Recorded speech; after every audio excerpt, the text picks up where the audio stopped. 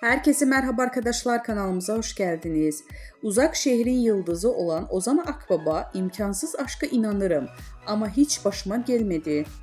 Kanal D'nin sevilen dizisi Uzak Şehrin Yıldızı Ozan Akbaba bir yandan Bak Postacı Geliyor filminin beyaz perdede boy gösteriyor. Ünlü oyuncu hem Uzak Şehir macerası hem de yeni filmi ile ilgili çok özel açıklamalar yaptı. Kanal D'nin reytingler rekormeni dizisi Uzak Şehrin Yıldızı Ozan Akbaba Bak Postacı Geliyor filmiyle beyaz perdede boy gösteriyor.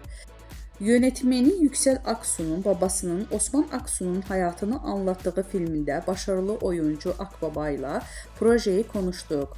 Osman'ın tam bir Anadolu adamı, her şeyi safça yaşıyor, özellikle aşkını dile getiren ünlü oyuncu filmin yanı sıra uzak şehir ve aile hayatıyla ilgili soruları da yanıtladı.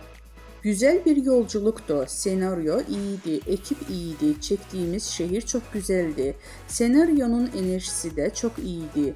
İmkansız aşka inanır mısınız sorusuna, filmde Osman imkansız aşkı için mücadelesini anlatıyoruz.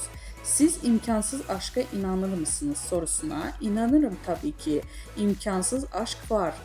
Sizin başınıza geldi mi sorusuna, benim başıma gelmedi ama bir takım çıkarımlarda bulunuyor insan. Çünkü dünya üzerinde bir sürü